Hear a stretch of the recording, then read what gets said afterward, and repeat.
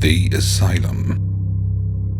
Chapter 1. Hanging by a Thread. Hidden away from the prying eyes of society, resides a man whose very existence is a testament to the darker realms of scientific inquiry. Dr. Anton Shuman, an enigmatic figure with a countenance that seems eternally etched in both sorrow and malevolence. A solitary creature condemned to the isolation of his decaying office and laboratory. The air within the dimly lit chambers is heavy with the scent of chemicals. Dust motes dance in the feeble light, revealing the layers of neglect that cling to every surface. Dr. Schuman, with his disheveled mane of long black beard cascading down his chest like a shroud, hunches over his workbench, surrounded by vials, arcane instruments, and the remnants of failed experiments. His piercing gaze, magnified by the thick lenses of his round spectacled eyes, reflects a mind consumed by the pursuit of forbidden knowledge. Flickering candlelight casts eerie silhouettes on the walls, emphasizing the odd contours of his features. Deep lines etch the scientist's forehead, bearing witness to the burdens he carries, the weight of his insatiable curiosity and the toll exacted by the secrets he guards. In the echoes of the night, Anton can be heard muttering incantations and conversing with unseen entities, as if bargaining with the very forces of nature. The occasional creak of the mansion and the distant howl of the wind only serve to amplify the haunting solitude that envelops him. In the solitary domain of hermetic alchemy, Dr. Anton Shuman dedicated the entirety of his existence as a devoted and curious chemist to the unraveling what he deemed the paramount revelation for humanity, the reanimation of life after its inevitable cessation. This wasn't a contemplation of the metaphysical, of religious doctrine. Instead, it delved into an alchemical symphony aiming to revive the vital spark within an inanimate entity. Something Anton had gleefully turned over in his mind since childhood. Through the meticulous study of chemical processes and the somber decay of living entities, Schumann unearthed a cognizance that ventured into the very crucible of life's genesis.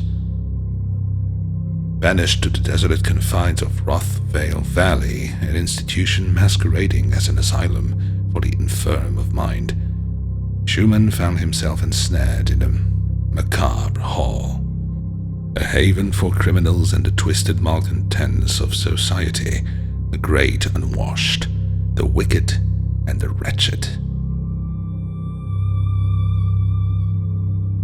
The asylum served as a sinister proving ground for Schumann's unsettling experiments, a harvest of despair sown from the furtherance of enigmatic research.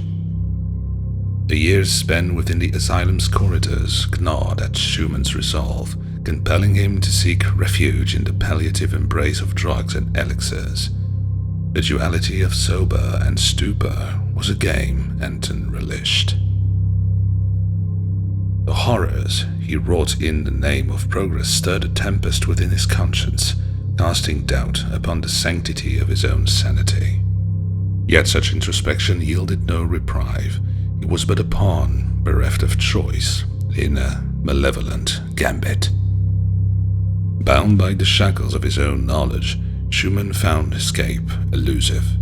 The prospect of resignation became an ethereal spectre, for to abandon his perilous endeavor would be to leave an indelible trail of evidence, one that would surely lead to his incarceration and judgment by society.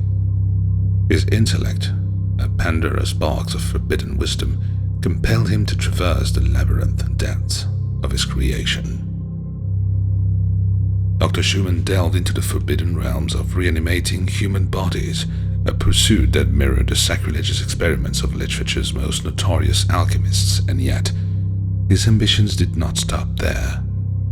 With a fevered determination, he aimed to manipulate the living, to mold minds like clay, and shape the very essence of the human condition, to cast the living into puppets of his own device. Chapter 2. Another Christmas in Hell.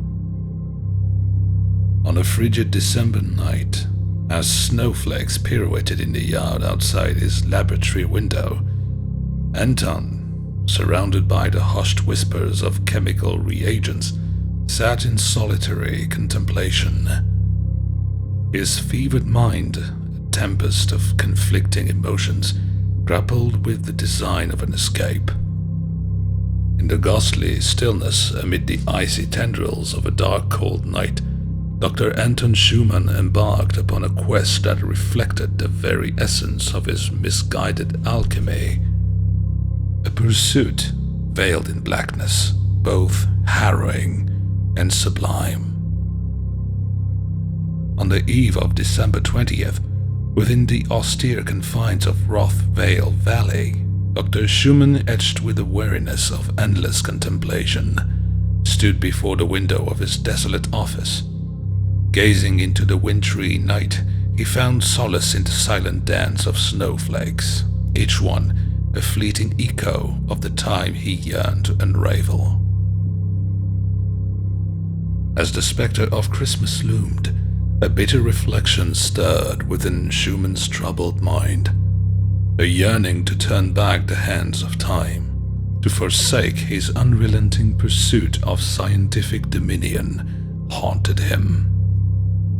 A fleeting fancy crossed his thoughts, perhaps a simpler life, adorned with familial bonds and mundane normalcy.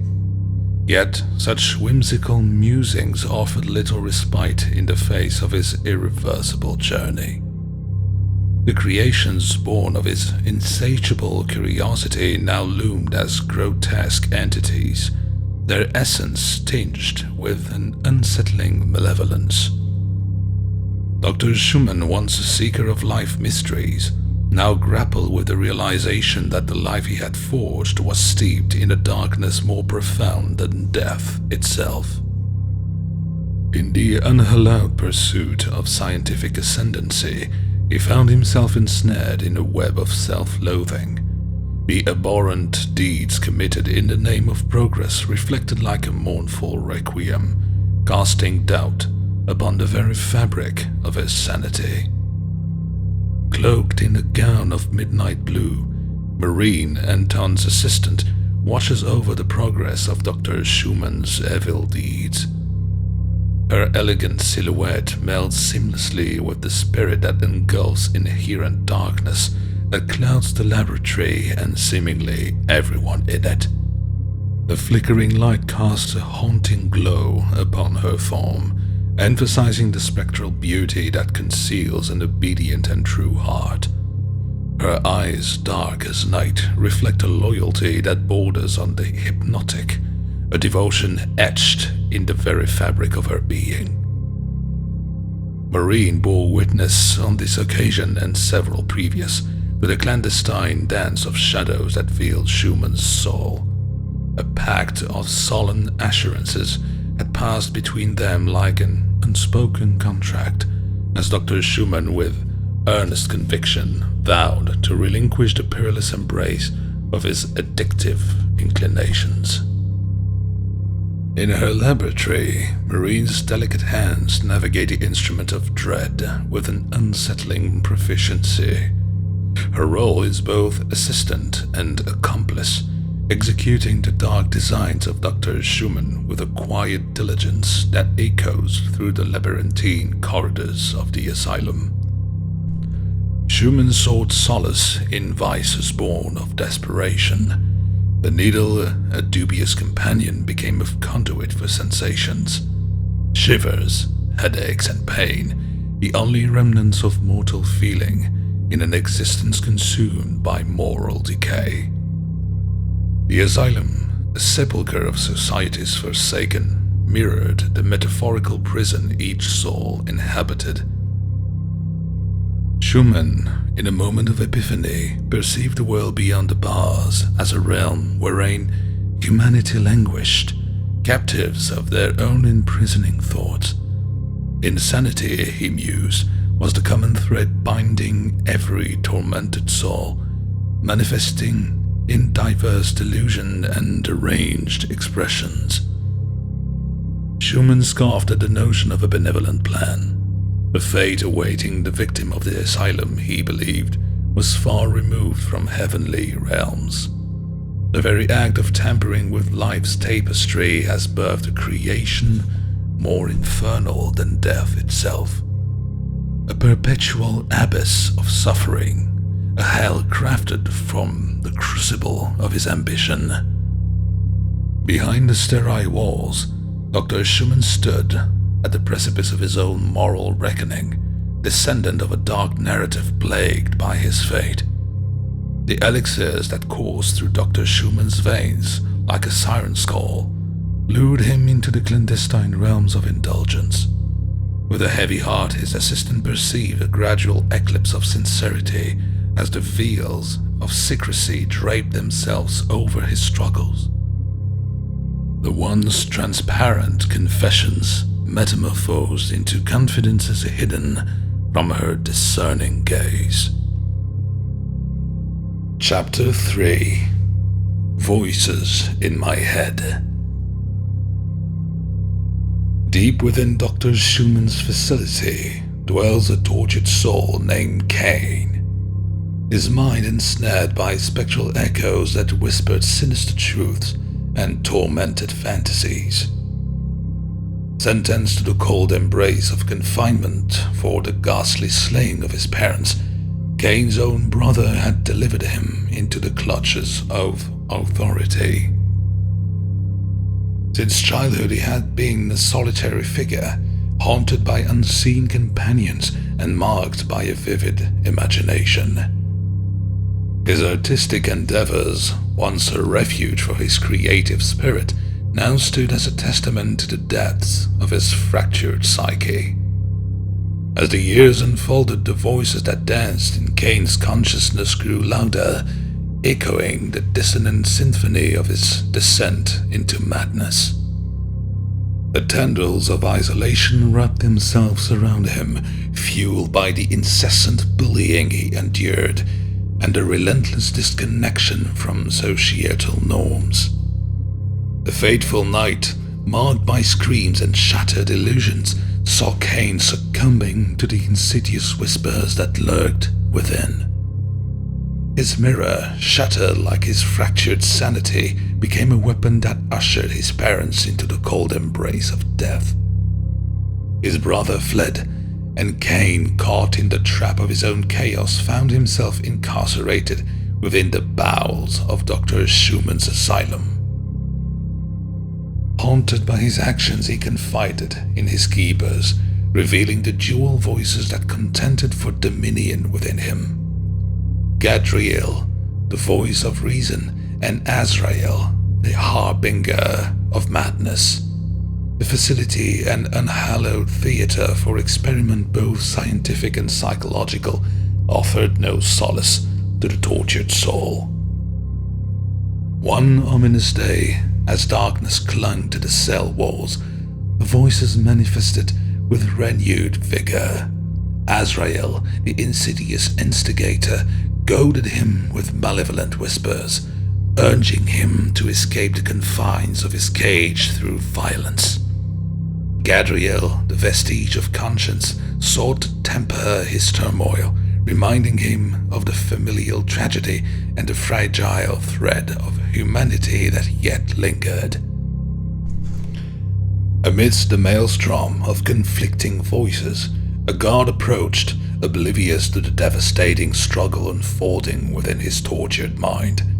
The very air crackled with the tension of unseen forces as Cain, gripped by the voices, demanded to know who intruded upon his internal conflict.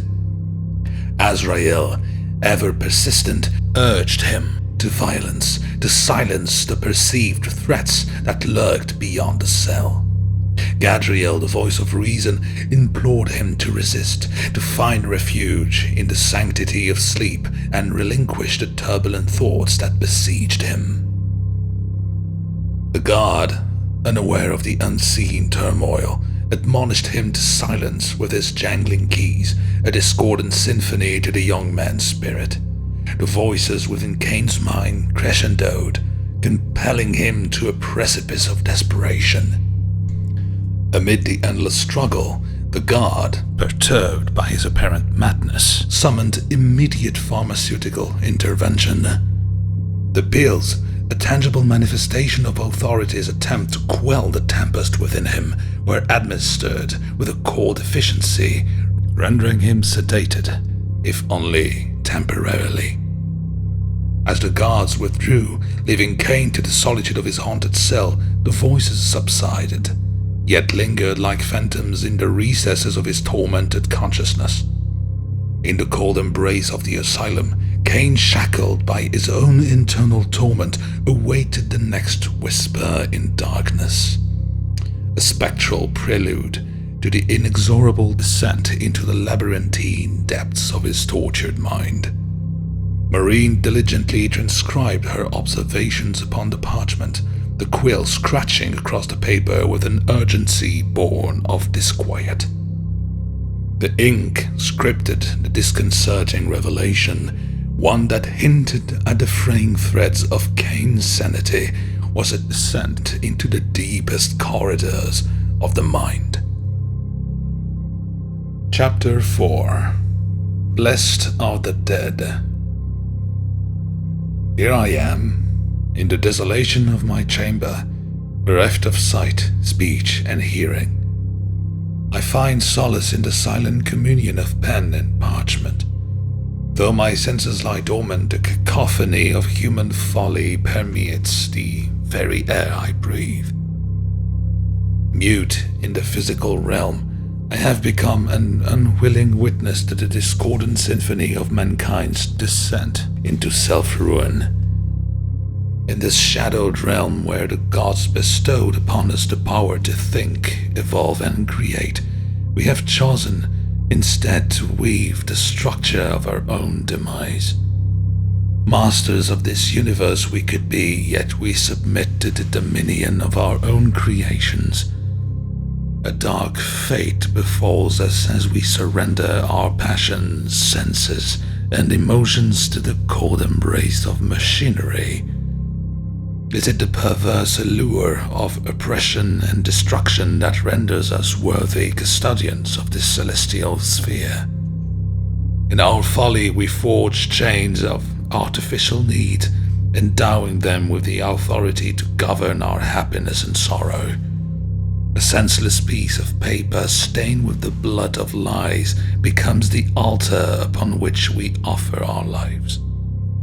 We, a sorrowful species, relinquish our true selves to become mere profiles behind screens, forsaking the essence of our birthright.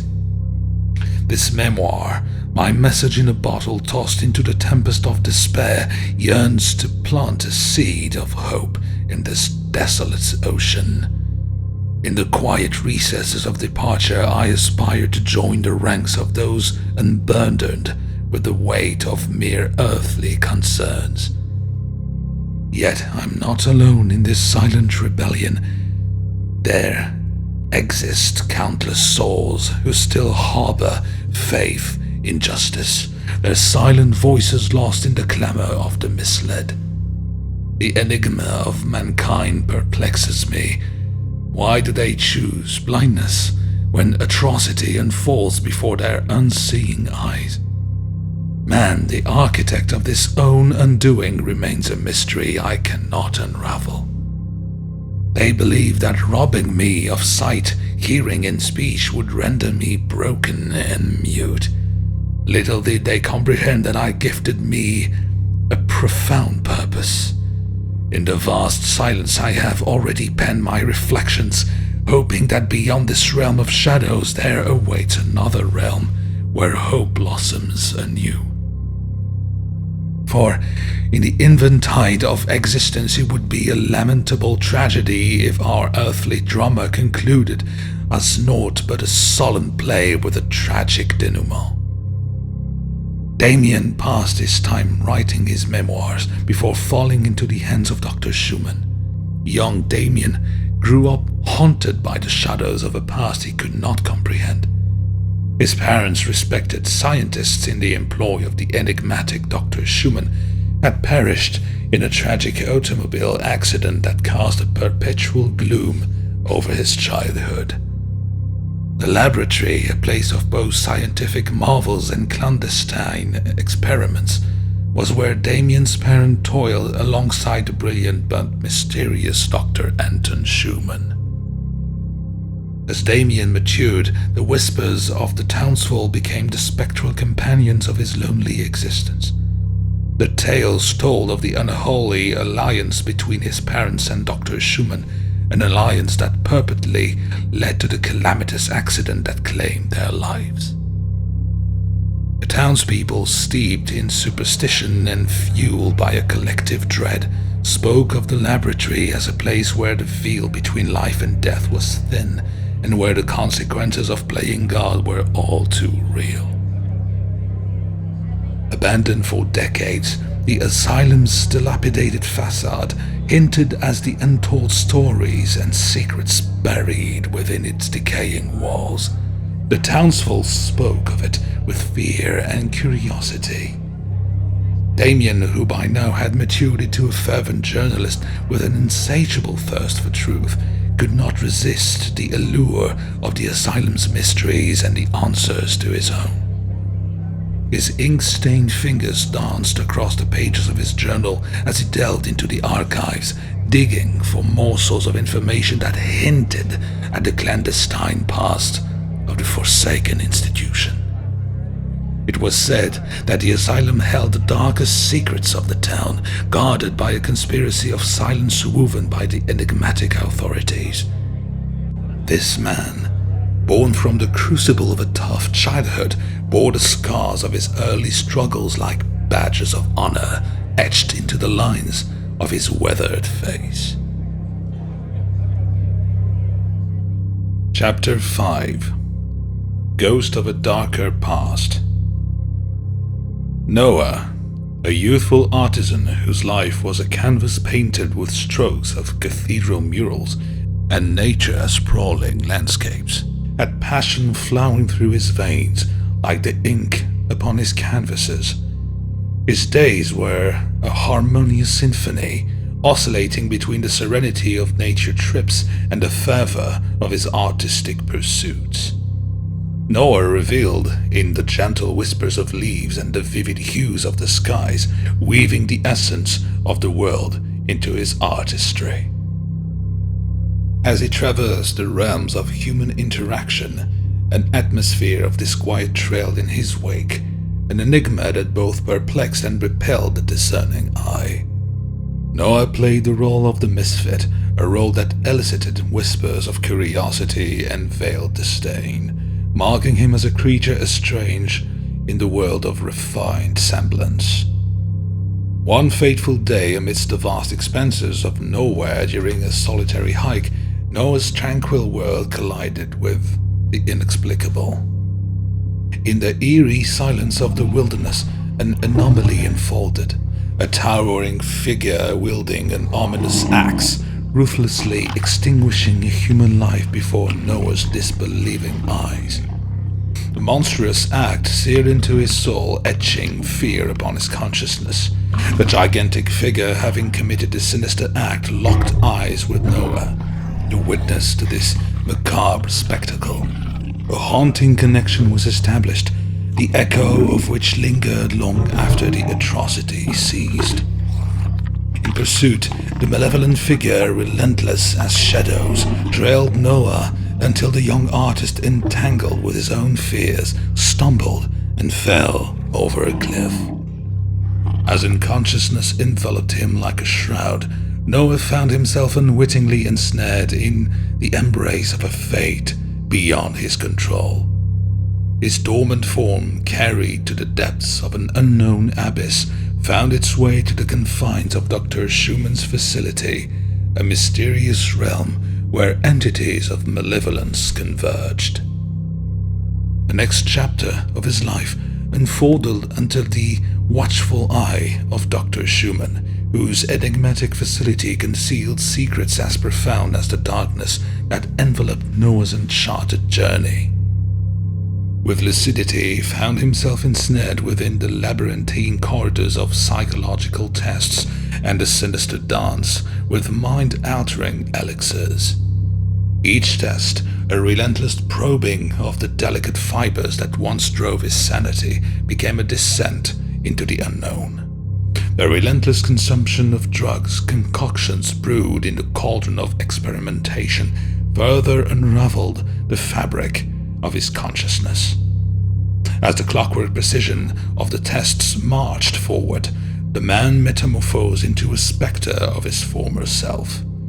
His eyes, once windows to a coherent mind, now mirrored the chaotic landscapes within. The relentless barrage of psychological probes and chemical manipulations bore witness to the erosion of reason, rendering him a tortured soul adrift in the tempest of his own unraveling psyche. Encaged in the four walls of his cell, Noah, the afflicted patient, compelled by unseen forces, etched with chalk upon the dampened stone. His monologues resonated through the spectral air, a mournful plea to a dormant entity, a mother yearning to rise and reclaim the stolen realm. "It is time to rise, mother," he implored, an invocation laden with the echoes of retribution. His voice danced with an otherworldly cadence, an ethereal whisper weaving a narrative of impending reckoning. The patient, caught in communion with unseen forces, besieged the earth to unshackle his wrath and reclaim the dominion that had been despoiled. In the depths of the night, a dream visited him like a wraith of foretelling. Mother, once vibrant and benevolent, now stood as a ghostly remnant of her former self. The bone-white orchid, the last vestige of vitality, withered and lamented, witnessing the demise of its progenitor without intervention. The patient recounted the melancholic exchange between the wilted flora and its departed mother, a dirge song in the cold embrace of darkness. As the patient continued his covert dialogue, Dr. Schuman, the observer from the shadows, listened with a twisted curiosity. A sarcastic quip escaped the doctor's lips as he acknowledged the patient's perceived nocturnal communion with a dead flower. The patient, however, asserted that it was more than a mere dream. It was a premonition, an augury of nature's impending subjugation by the cruelty of mankind. Dr. Schuman, dismissive yet intrigued, decided it was time for an intervention. The patient, bewildered and filled with trepidation, questioned the purpose behind his incarceration and the machinations orchestrated by the enigmatic doctor. Dr. Schuman, shrouded in cryptic amusement, hinted at the emergence of a mysterious visitor in the patient's impending dreams. Suddenly, the atmosphere within the cell shifted. The patient, with laughter cascading through the dim confines, lunged toward Dr. Schuman with a manic fervor. The doctor, stepping backward in the astonishment, witnessed a surreal transformation upon the walls. Alien-shaped cocoons adorned the stone surface, their enigmatic presence a testament to the patient's prophetic visions. The shock etched across Dr. Schuman's countenance betrayed his rational understanding. The veil between the tangible and the ethereal had been pierced, and in the depth of inexplicable occurrences, he grappled with the realization that the realms of the unknown were far more profound than his scientific endeavors had dared to fathom. Chapter 6: Spellbound to Carnage. Born to the cold embrace of poverty, Zachary, patient in ward number 5, learned the art of survival quite early in the merciless streets. A thief by necessity, he honed his skills in the delicate choreography of purloining from the affluent to alleviate the pangs of hunger that gnawed at his family's doorstep. As the moon casts its silver glow over his secret endeavors, the man's nimble fingers navigated a labyrinth of wealth, taking from opulence to offer sustenance to those who languished in the shadows of want. His exploits transformed him into a modern-day Robin Hood, a folk hero of the destitute, revered for his daring escapades and a heart that beat in unison with the pulse of the oppressed. Yet, destiny, that fickle mistress, had grander designs for the erstwhile thief. Through guile and audacity, he ascended to the pinnacle of the underworld, becoming the sagacious leader of an occult brotherhood. His intelligence, a beacon that guided his criminal syndicate, earned him both fear and respect amongst his peers. In the parlors of power, where whispers of his exploits marked like a haunting melody, he was known not only for his cunning stratagems, but also for the unwavering loyalty he inspired. The thief-turned-leader stood as a symbol of defiance against a world that hoarded its treasures, a mysterious figure whose influence reached into the very sinews of the city. In the wake of a tumultuous day within the confines of his desolate asylum, Dr. Schuman sought solace in the embrace of an exotic elixir, a needle that promised respite from the ferocious encounters that had transpired. As he partook in his chosen refuge, his wary gaze fixated on the window, where the siren's mournful wail reverberated through the asylum's grim corridors. Observing the futile attempt of an inmate from ward number 5 to escape the barbed wire-clad walls, Dr. Schuman's demeanor betrayed grim resignation. The escapee, driven by an indomitable will, endeavored to defy the asylum's oppressive clutches, his flesh rending against the cruel embrace of spiked wires in a desperate bid for freedom. From the shadows emerged a looming figure, masked and wielding an axe, an ominous sentinel poised to thwart the patient's escape. There strides a phantom of terror, a figure cloaked in mystery and dread. Dagmar, as he is known among the villagers, is a mighty presence draped in a tenebrous shroud that conceals his countenance from the prying eyes of the living.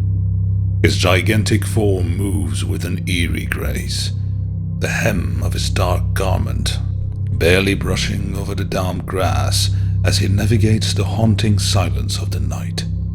The air seemed to quiver with an otherworldly tension when his axe emerges from the dark, his face obscured by the folds of the murky shroud that veils him.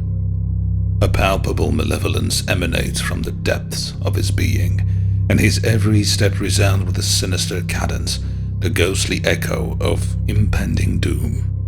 The blade, stained with the residue of his dark deeds, reflects the morbid intent that propels him forward through the desolation. The executioner's victims were chosen with an unsettling precision, as if guided by a malefic force that transcends mortal comprehension. Each swing of his axe is a symphony of terror, a metallic song of impending demise. The villagers speak in hushed tones of the menace that haunts their midst, a creature born of nightmares and despair. Superstitions abound, and fear tightens its grip on the hearts of those who dare to tread the same paths where he is rumored to roam. His mysterious visage, forever hidden beneath the shroud, becomes a symbol of the unknown, a macabre reminder that some horrors are best left veiled in the impenetrable darkness of the soul. Undeterred, the patient, fueled by desperation, envisioned outsmarting this malevolent force, a glimmer of hope flickering within the recesses of his tormented mind. Reaching the final steps, the patient faced the electrified gates, a barrier pulsating with a dark energy. As the current surged through him, casting him back into the courtyard, a mob in suits approached, armed and unyielding. Schuman, a figure of authority in his gruesome theater, appraised the fallen with a gun in hand. Amidst the confrontation, Zachary, defiant and resolute, rejected the leader's claims of purpose, denouncing the insanity that cloaked their sinister machinations. Unmoved by the patient's protests, Anton declared a fatal judgment, asserting that escape was but an illusion. As the patient faced the barrel of a gun, a grim exchange unfolded. Schuman, a puppeteer masked in a veneer of authority, taunted the patient with promises of purpose and submission. The patient, undeterred, proclaimed a readiness to embrace death, predicting a haunting revenant arising from his demise. In a cruel twist, Schuman silenced the patient's fervent defiance with a violent kick to the gut, enforcing submission. Zachary, however, remained audacious, predicting the eventual downfall of those who sought to manipulate and control. With a defiant smile, he welcomed the impending end, defiantly showing the leader that death would not be the closing chapter. As Anton pressed the gun against Zachary's head, bound by his convictions, he spat defiance and foretold of revelations that would expose hidden truths.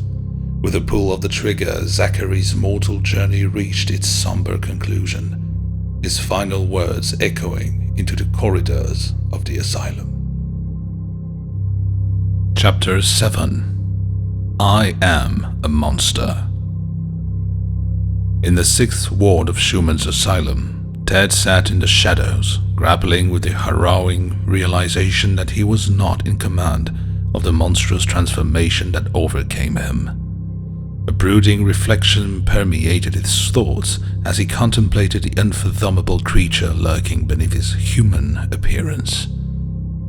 If there is a god above, Ted pondered, why would he invent such a creature? A senseless being, a harbinger of chaos and abomination, existed within him, an entity he described as a breeding machination of malevolence. Ted acknowledged the monstrous truth beneath the face of humanity, that he was a creature driven by insatiable bloodlust, an uncontrollable force that prowled the night in search of victims. Regret etched itself upon Ted's tormented psyche.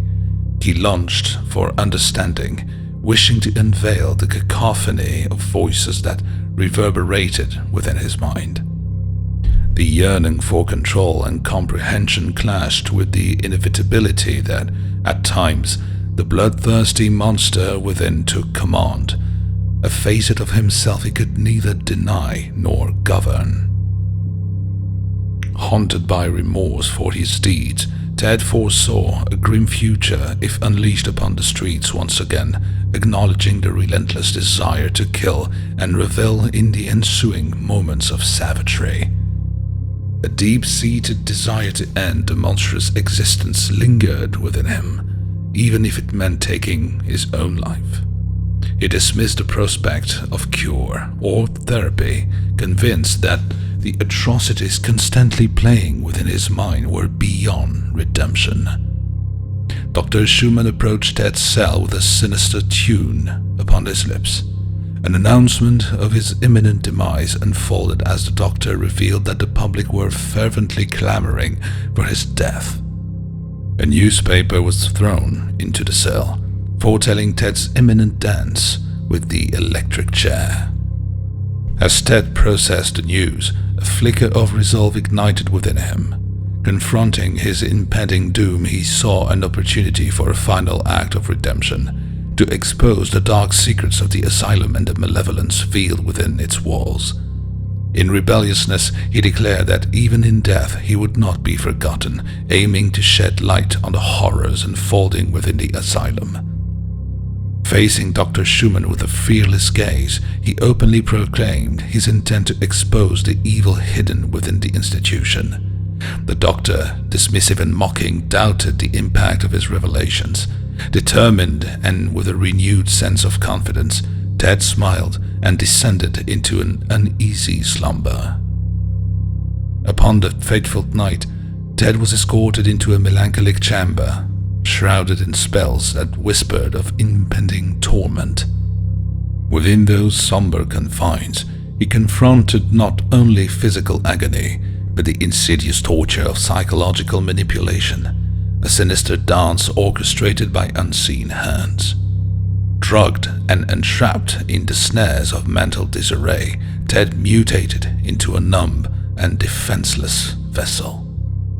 The echoes of his own sanity reverberated in the hollow chamber as the malicious forces sought to dismantle the very fabric of his being. In the looming stillness of execution, he was led to face the monstrous contraption known by all patients and medical staff as Old Sparky. Dr. Schuman, consumed by nervousness, stood among the onlookers, awaiting Ted's final utterances. As the executioner poised to turn the switch, Ted's parting words echoed through the cold chamber, and an acknowledgement of deserved punishment and a plea for release. Ted whispered, "My mind is spent, my soul is broken. Lead me to my throne," with a vicious smirk on his face. With a flash of electric brilliance, Old Sparky claimed Ted's life in a spectacle of smoke and flame. Dr. Schuman watched in awe, knowing that the secrets veiled within the asylum's walls were now destined to remain shrouded forever in the unspoken warmth of Ted's final breath. Chapter 8. A Mad Scientist. Wearied and sleep-deprived, Dr. Schuman now found himself contemplating an escape from the wicked institution. The weight of his endeavors bore down on him, and he began to question the feasibility of liberation. His assistant, too, exhibited signs of weariness, hinting at a shared desire for a departure from the self-made pit of insanity they found themselves in. During their despondent wanderings through the asylum, the assistant sought answers about their future. Dr. Schuman, weighed down by the burdens of their sinister work, envisioned a semblance of normalcy beyond the asylum's walls. The conversation hinted at a precarious partnership and a mutual yearning for redemption. Later that day, in the ominous stillness of Dr. Schuman's office, the door creaked open to reveal the enigmatic leader of the Syndicate. A figure cloaked in a suit and masked with a pig head entered with an air of foreboding. The leader spoke in cryptic tones, invoking biblical imagery and alluding to an impending cataclysm. Dr. Schuman, apprehensive yet hopeful, engaged in a dialogue about the progress of their unsettling experiments. As the conversation unfolded, Dr. Schuman tentatively broached the subject of retirement and a desire for a normal life. The pighead, however, dismissed such aspirations, emphasizing the magnitude of their potential achievements. The sinister laughter that followed left Dr. Schuman unnerved, realizing the inescapable grip the Syndicate held over him. Hidden behind the cold stone walls of the asylum with cheeks pallid and eyes sunken, Marine strained to listen to the echoes through the austere corridors. Her trembling form knelt in despair, a specter of fading hope in the presence of the looming inevitability that gripped her. The whispers carried the weight of her fate, a fate she knew was sealed within the unforgiving grasp of the institution's ironclad walls. Desperation clawed at Marine's heart as she sank to her knees. Schuman, the leader, intoned, his voice a somber melody that resonated with the gravity of their directive. Proceed to the next step. The time is nigh. Dr. Schuman, a mere puppet in the hands of forces beyond his comprehension, felt the chill of destiny creeping into the marrow of his bones. His gaze, haunted and burdened, met the unwavering eyes of the manipulator. The hands of the clock, their mechanical ticking echoing the inexorable march of time, seemed to mock the frailty of human aspirations.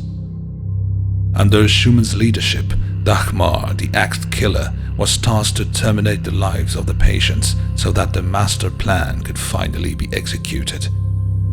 Simultaneously, the Butcher of the Damned embarked on a bloodthirsty rampage through the asylum. Each patient, in turn, met a gruesome demise, their laughter and songs fading into the stone-cold confines of a dungeon. Kane, resigned to his impending fate, chanted a haunting melody that reflected through the damp corridors. His voice, a plaintive lamentation, pierced the oppressive silence as he intoned the mournful verses of "No wealth, no ruin, no silver, no gold. Nothing satisfies me but your soul.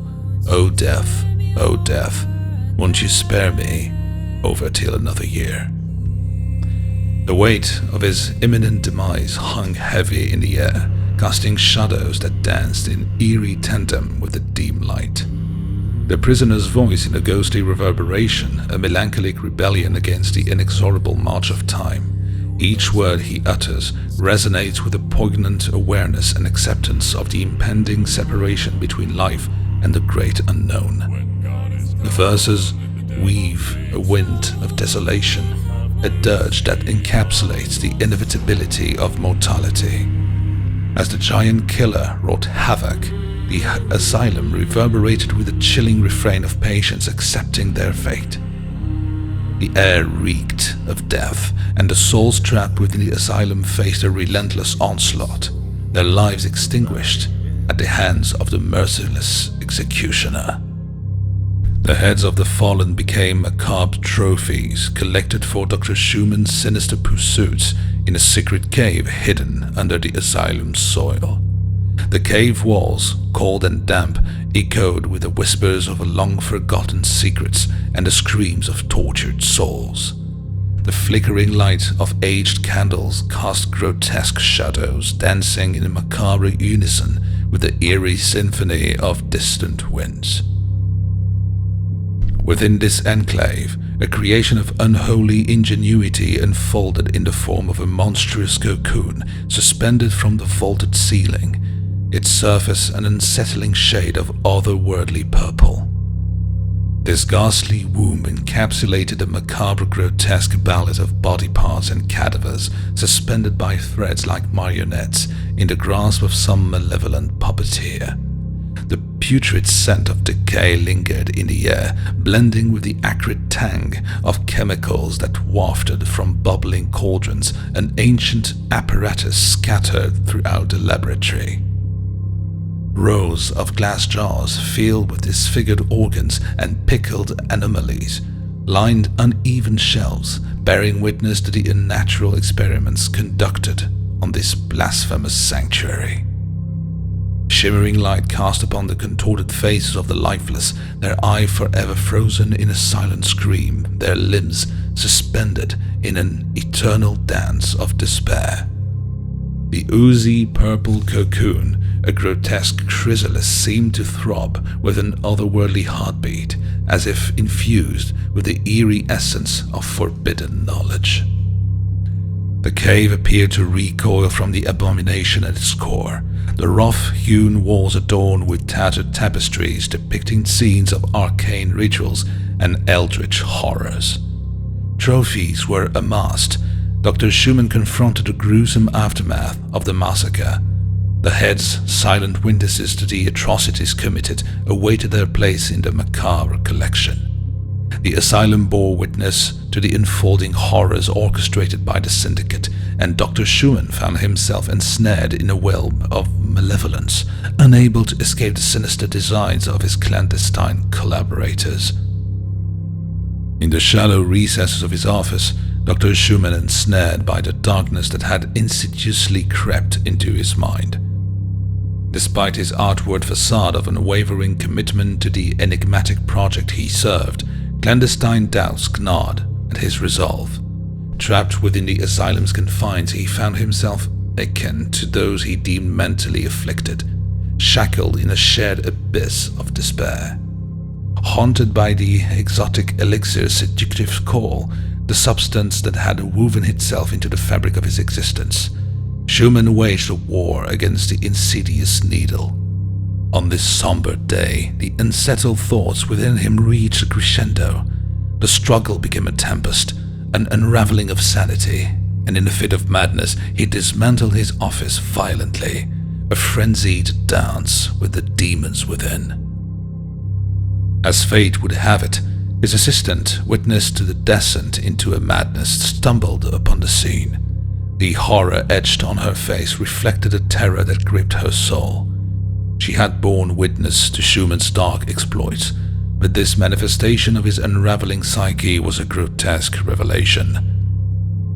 Desperation, fueled by a maddening cocktail of guilt and torment, propelled Schuman to chase her out of the room and down the hall like an unhinged puppet of his own deranged creation. The once respected doctor transformed into a harbinger of doom, a malevolent force that knew no restraint.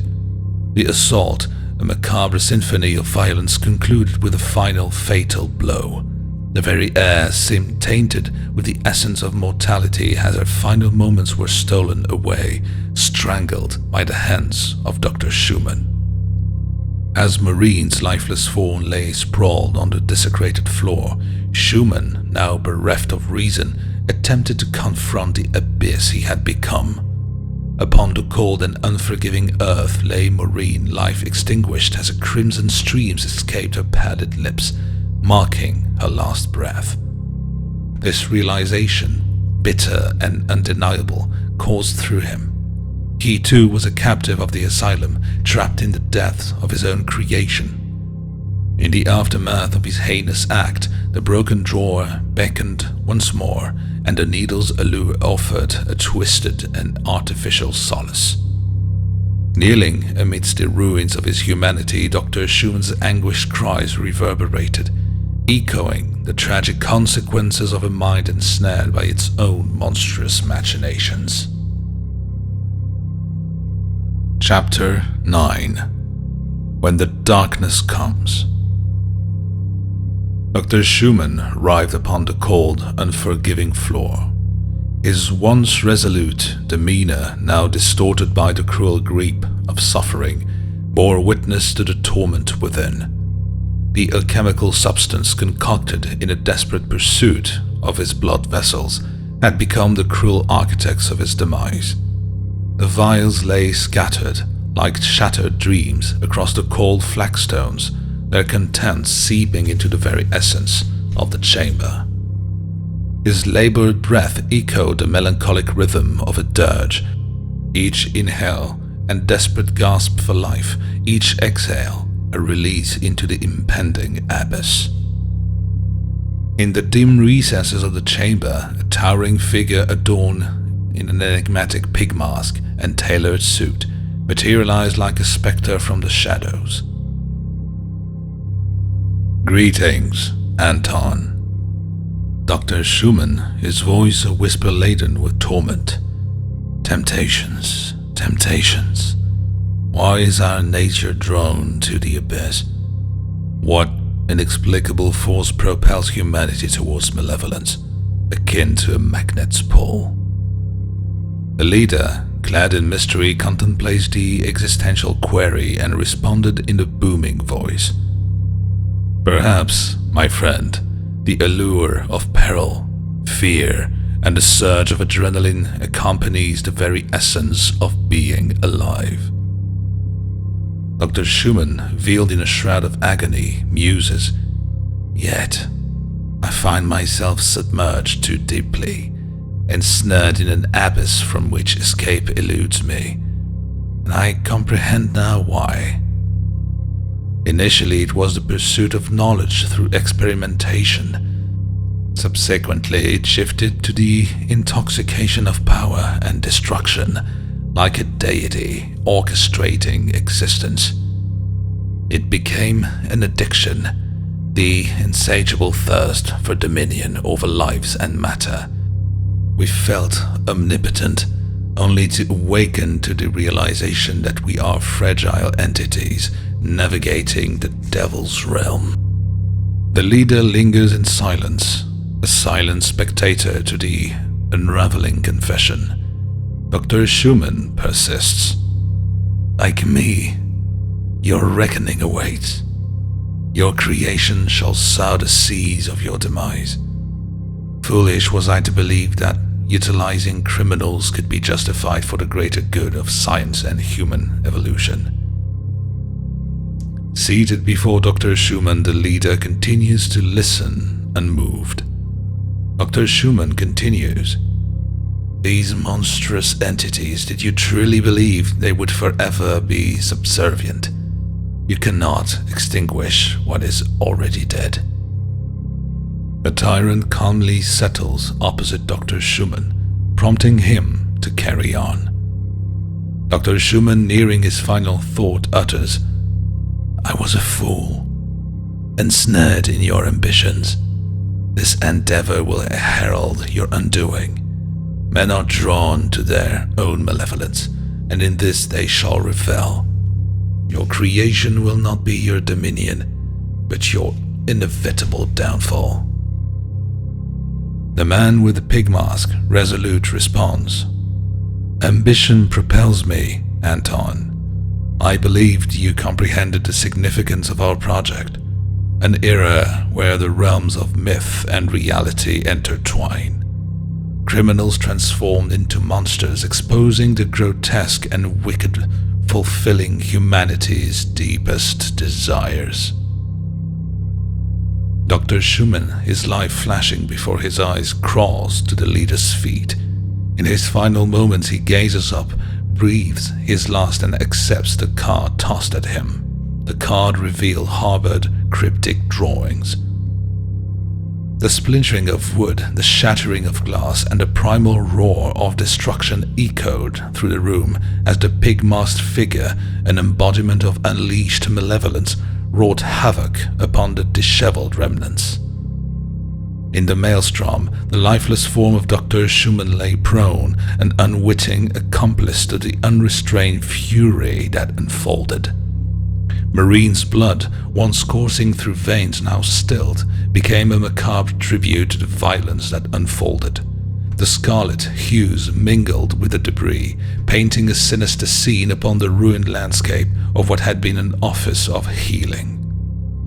As he succumbs to the inevitability of mortality, the leader, masked and enigmatic, observes the tableau, leaving behind the remnants of a man who danced to the tune of his own creation. Chapter 10, where it all begins again.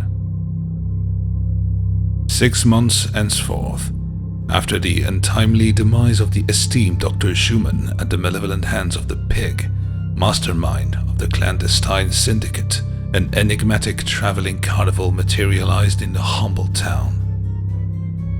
Like a spectral apparition, it emerged from the shadows, promising a spectacular exhibition that dared to unveil the unimaginable, a realm where the ordinary borders of human contemplations were transgressed. Underneath the ashen veil of a moonlit night, the twisted spires of the carnival ascended like gothic phantoms against the obsidian canvas of the heavens. Whispers of its arrival swept through cobblestone streets, igniting the flame of both trepidation and curiosity in the hearts of our unsuspecting townsfolk. The air was pregnant with ominous tension as the spectral carnival unfolded its macabre tableau before our very eyes. Amidst the flare of tenebrous lanterns, the carnival's ringleader emerged, a silhouette draped in malevolence, his countenance obscured by the depth of an indiscernible veil. With a voice that resonated through the marrow of our bones, he beckoned the populace to witness a spectacle that would unravel the tapestry of reality itself. The carnival, a menagerie of aberrations and anomalies, unfolded its secrets in a ghoulish display of the grotesque and the extraordinary. Bearded ladies with eyes that held the weight of centuries, contortionists whose limbs defied the laws of anatomy, and creature that bore semblance to nightmare rather than mundane fabric of existence, all danced beneath the sinister canopy. As the townsfolk succumbed to a paradoxical blend of horror and fascination, the carnival's dark allure tightened its grip, ensnaring the collective imagination of the community. In this twisted menagerie, shadows whispered secrets that echoed the spectral legacy of Dr. Schuman, whose demise had birthed this phantasmagorical carnival, an uncanny offspring of sorrow and spectacle. The air was heavy, and the moon cast its pale light upon the carnival grounds. It was a night where reality and the macabre intertwined, where the spirit of Dr. Schuman, in death, found an unholy resurrection amid the grotesque wonders of the strange carnival.